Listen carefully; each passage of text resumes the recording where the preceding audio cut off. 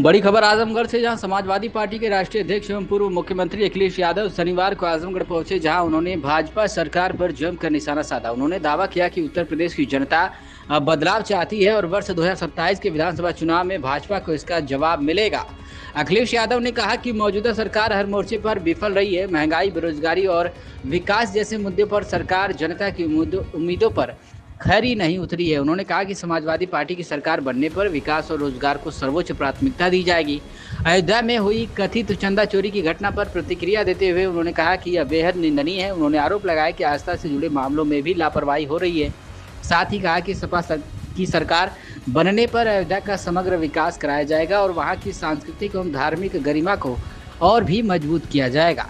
कांग्रेस सांसद इमरान मसूद के हालिया बयान पर पूछे गए सवाल के जवाब में अखिलेश यादव ने अपनी प्रतिक्रिया दी, लेकिन एआईएमआईएम प्रमुख असदुद्दीन ओवैसी के साथ संभावित गठबंधन को लेकर उन्होंने कोई टिप्पणी करने से इनकार कर दिया। पूर्व मुख्यमंत्री ने कहा कि वर्ष 2027 में प्रदेश की जनता लोकतांत्रिक तरीके से भाजपा सरकार को जवाब देगी। उन्होंने भरोसा जताया कि समाजवादी पार्टी जनता के समर्थन से सरकार बनाएगी। प्रदेश में विकास, रोजगार तथा जनहित से जुड़े मुद्दों पर प्रभावी ढंग से काम भी करेगी। क्या कुछ कहना मीडिया से बातचीत में उनका, आप सुनिए। वहाँ एक कार्यक्रम है, उसमें मैं शामिल होने आया हूँ। जी जी। और मंत्री जी का कोई परिचय नया नहीं है जी। आपके बीच विधायक रहे, मंत्री रहे जी। और लंबा उनका राजनीतिक और सामाजिक उनका संपर्क लोगों के बीच में है। आज जहाँ आप शादी के कार्यक्रम में शामिल हो रहे हैं, वही उसके माध्यम से आपसे भी मिलने का मौका मिल रहा है और हमारी पार्टी के सभी लोगों से मिलने का एक मौका मिल रहा है। और यही हमारे समाज का ताना बाना है कि एक दूसरे के खुशियों में, एक दूसरे के दुख तकलीफ में शामिल होते रहे।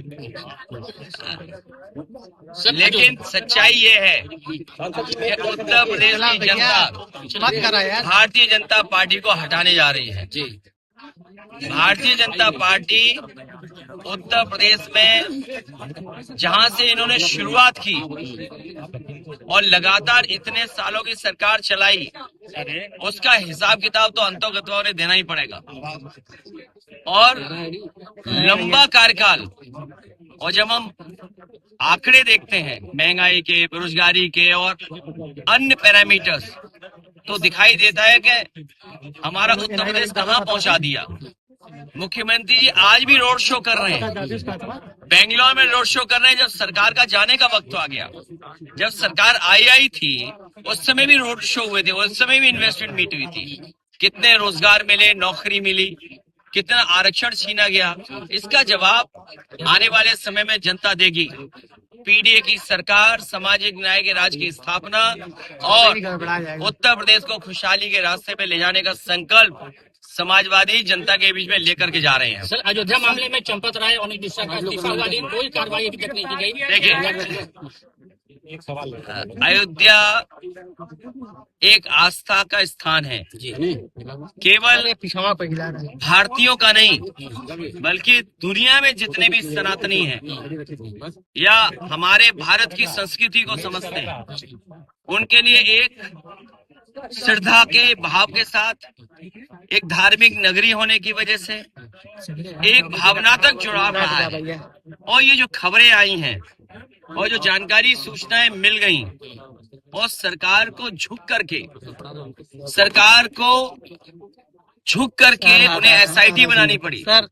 और एसआईटी की रिपोर्ट किसको दी गई, ये भी एक प्रश्न चिन्ह है कि एसआईटी बनी और एसआईटी की रिपोर्ट किसको दी गई। और उसके बाद जो कार्रवाई हो रही है, पूरे देश की जनता दुखी है और जो घटना हुई है वो बहुत ही निंदनीय है। 2014 से पहले भाजपा चिल्ला रही थी कि हिंदू खतरे में है, लेकिन अब 2026 में भगवान भी खतरे में है, क्या कहेंगे? लोगों को पहले भी यही था भावना कि ये धर्म से ज्यादा धन की तरफ ध्यान देते हैं।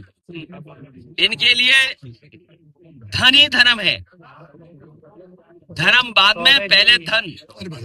और ये जो हुआ है व्यवहार, ये बहुत चिंताजनक है। तो हमारी आस्था के साथ खिलवाड़ है। किसी व्यक्ति की बात नहीं होनी चाहिए। अब बताइए, मुख्यमंत्री जी हफ्ते में कितनी बार जाते थे?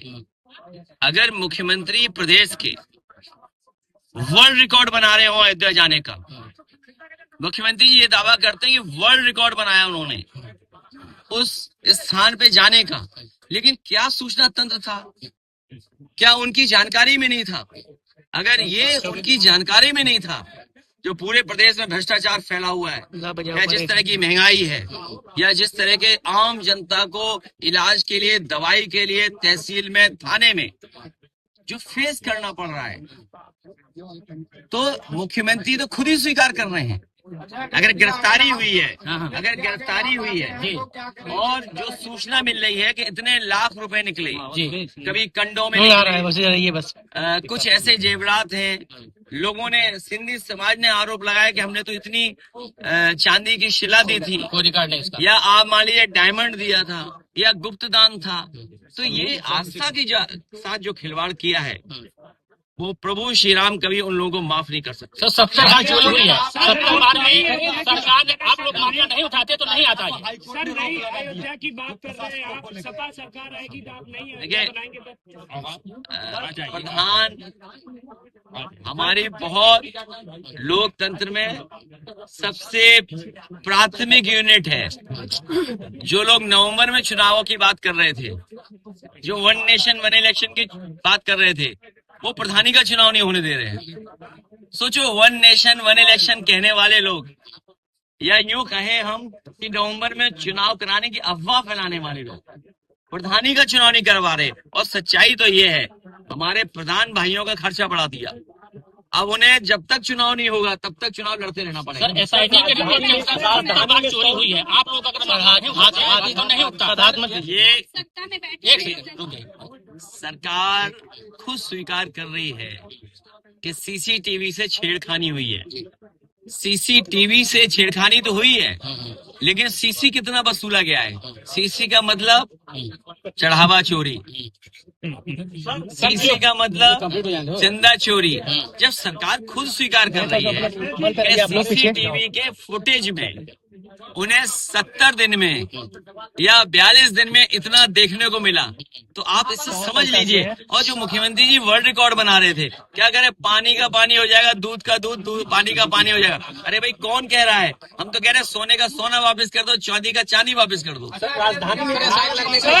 और अहंकार देखिए आप, मुख्यमंत्री जी का अहंकार देखिए आप।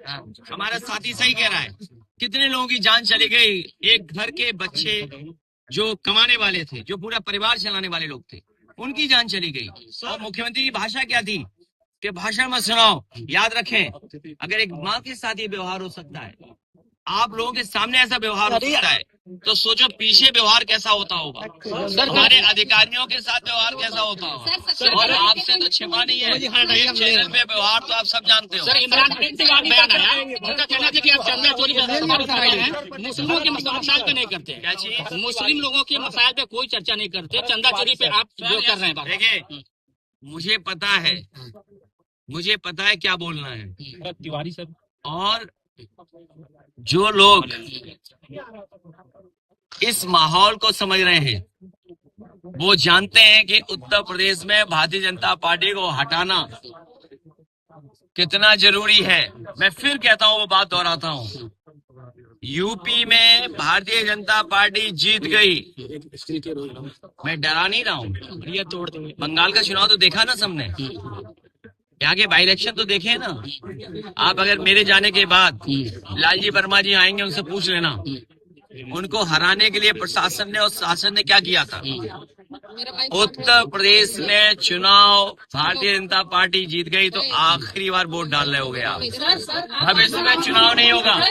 सर, क्या कारण है चंपत राय और अनिल मिश्रा पे FIR दर्ज नहीं हुई? सर, विकास नहीं बोल दिया। यहाँ जितने लोग बैठे हैं, ये आजमगढ़ के लोग कभी गाजीपुर गए होंगे एक्सप्रेस वे से, कभी लखनऊ गए होंगे या दिल्ली गए होंगे। ये जो विकास की गति है, इसको बढ़ाएंगे। और मैं आजमगढ़ के लोग कह के जा रहा हूँ, देश दुनिया में इनका संपर्क है। आजमगढ़ के लोगों का देश दुनिया में संपर्क है।